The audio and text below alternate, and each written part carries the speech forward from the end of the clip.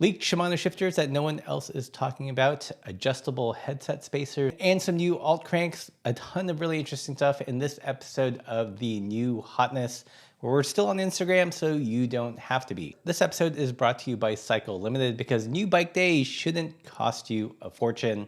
Let's get into it. So before we get to the shifters, let's take a look at a few things. There was just like a plethora of interesting things the last couple of weeks. This first one is from this account called Track Ends. And check this out. It is a adjustable headset spacer. It has a step cutout design, and it allows you to change the height kind of on the fly. I'm not quite sure the mechanics of this, if it's safe or if it's not, but here it's mounted onto a Crust cargo fork, but it's pretty cool. I don't know, have you guys seen anything like this before? Let me know in the comments below. I think it has some utility because it's nice to be able to dial in the fit without having like a myriad of different spacers. And plus it comes in purple. So there you go. And speaking of purple and interesting bike parts, there's this account called Sumo Cycleworks, and they've been showing off this new crank that they've got in development here. Here it has just passed some testing. It has this really cool angular look to it. And the way it works, it looks like it's going to have a spider where you can adjust the BCDs. Here's a slightly older post. You can see the different colorways that they're going to bring to the table, as well as the different color spiders and chain rings. So if you want to get the perfect matching color combination, you can do it with these cranks from Sumo Cycleworks. These aren't out yet. I did ask if it was going to come in 2x and in shorter crank lengths, and they did respond. So far, only 1x and no short crank lengths yet, which is a bit of a shame. It would be fun to set up a wide range double in purple and teal. That's what we're trying to do with the folks over at Mary Sales. But yeah, I would keep a tab on their page. Again, Sumo Cycleworks. It says here currently bikepacking in the UK. So maybe don't buy stuff now, but when they come back, all sorts of goodies that you can order from them. Speaking of cool colored bike parts, our friends over at Wolftoothoth have come out with their own bottom brackets. Limited colors right now. It's designed for different spindle diameters, so 24, 29, 30, BSA, and T47. Right now, only 4 colorways, but I suspect this will work its way into their whole color shop, and maybe there will be more colors down the line. If you're that person that needs to have everything perfectly color matched, even your bottom bracket, which a lot of people won't actually see, check out this cool option from Wolftoothoth. They're really becoming a full package in like this generation's Chris King, which is kind of cool. Jumping over to YouTube for a hot second, our friend Nikolai over at Blue Dog Cycles had this video came out, which I thought was rather timely in lieu of the new Q's release, where the rear hub is a dynamo and it has auto shifting and all that stuff. In this video, Nikolai points out DI2 originally was a rear hub dynamo that would take a cassette. And it's a super interesting video. You can see the very first iterations of all the things that Shimano is doing now, like happened ages ago. So this is the hub. You can see it's a little bit on the chunky side. Back then it had a light, auto shifting, automatic suspension, and everything was powered by the rear dynamo. In a lot of ways, what's old is new, or what's new is actually old. This is a great shot here from some advertisements. They've got Shimano Cyber Nexus and Shimano NexSave C810. I'm assuming both of them have the automatic suspension. They both have the rear hub dynamo. This Nexus looks like it's 1x. There's a control head unit here. But this NexSave, I mean, it looks like it has a really chunky front derailleur. So I wonder if that was auto shifting as well and how that worked. Anyways, all that to say, you should check this video out if you want to see an older iteration of the new electric shifting Q stuff. Super nerdy and super geeky, and you should subscribe to Nicola's channel anyway. Always lots of interesting stuff with dynamos and electronics. And talking about old being new, you should definitely check out the sponsor of today's video, Cycle Limited. They sell certified pre-owned bikes, so these are used bikes that have been looked over by their mechanics. They house them at a warehouse, so you're not dealing with like sketchy Craigslist, Facebook Marketplace sellers. And they also sell some new bikes and components as well. But the vast majority are certified pre-owned, and they run the gamut. Some are fairly affordable. I think my pick of the week in the gravel cyclocross category in my size, because, you know, it's my channel, would probably have to be the Niner BSB 9 RDO cyclocross or gravel bike. For only $1,600, you get Shimano Ultegra. It looks like it's Di2, electronic shifty bits. You can see from the listing that they take unique photos of each bike. So these aren't stock photography. They really go in and try to show off the details. Like there's some rubbing on the crank. You know, it's not a deal breaker if I see something like that. I mean, the shifters look like they're in good condition. And this bike generally has a fun and zippy and playful geometry. Not without some nicks. They do show that, and you can zoom in all to your heart's content. But one cool thing, aside from the great price for this bike, is let's say it arrives at your door, you know, it's not working. They do offer a 14-day return window. Choose between store credit in full or return the bike with a 10% restocking fee. So this takes a bunch of risk out of buying a used bike. No sketchy sellers, as well as a 14-day return window. Let's talk about the main event here. This is the shifter from Shimano. We all know Q's. They announced a road shifter a couple of months ago, and everyone was going gaga about it. I was like, it's cool, but nothing for us folks that want mechanical brakes, either with rim brakes or mechanical disc brakes. In the previous video, I had mentioned Q's. You know, it's great, but it's a bummer that they don't have a mechanical braking option as well. And then someone in the comments, actually 2 people in the comments, said there is, and I was like, what? There was no big press release about this, no big brouhaha, just a quiet listing on the Shimano website. So these aren't out yet. They're supposed to be coming out in the next 20 days is what I hear. But basically it is a Q's road shifter. It comes in 9-speed and 10-speed iterations, cable shifting and cable brake. You can see it's got the new Super SLR for silently release it, because that's what they did here. If you guys want part numbers, look for ST-U3030-10R.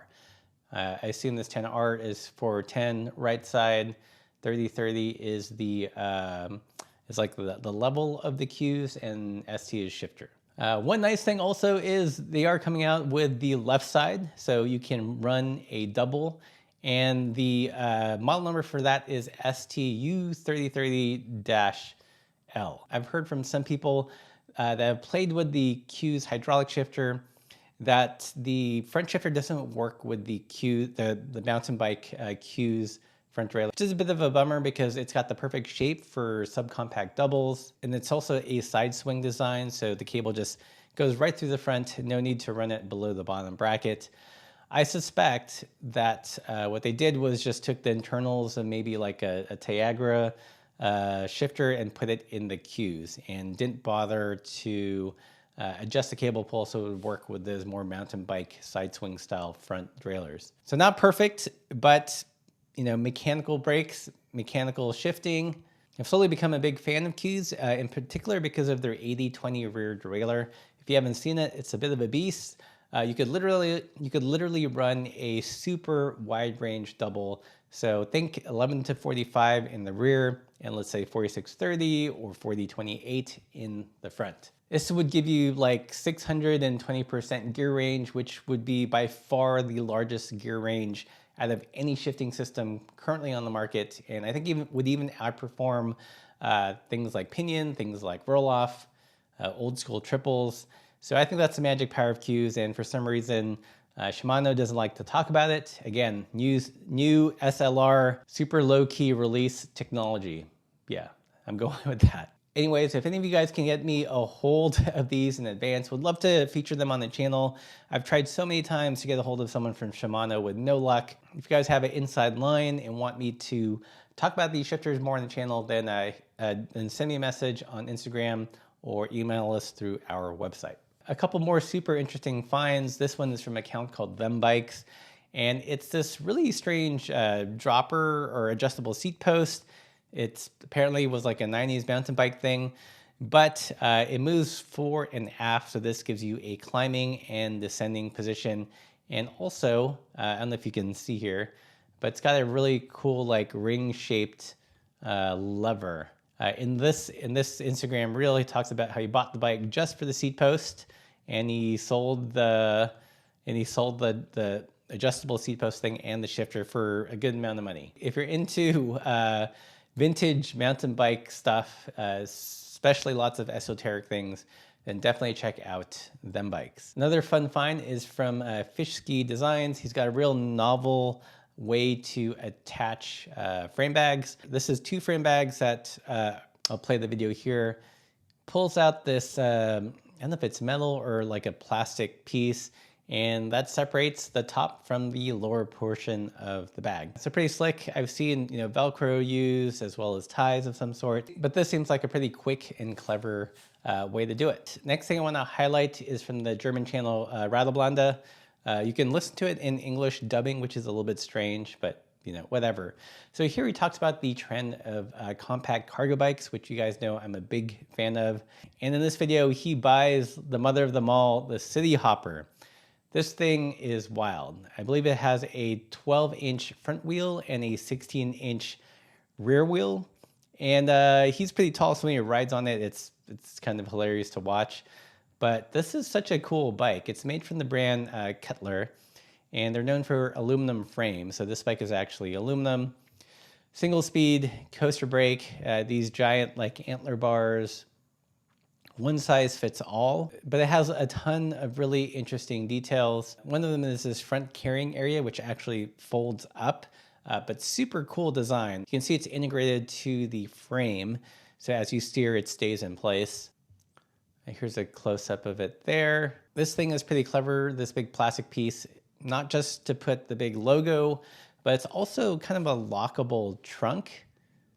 See, he's gonna pop it open here.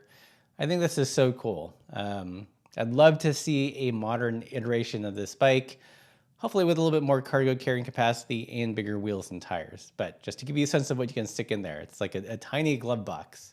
And this is a video of him riding it. He's got a big Euro crate there with a bunch of beer. So tall, I think he's about like 6 feet. He had to put in a longer seat post, but still totally rideable. Probably not for long distance or up hills because it only has 1 gear. I'd love to see a frame builder take this design on and show it at the next Bespoke Dresden. Micro cargo bikes, not a new thing. Lots of precedents in the past.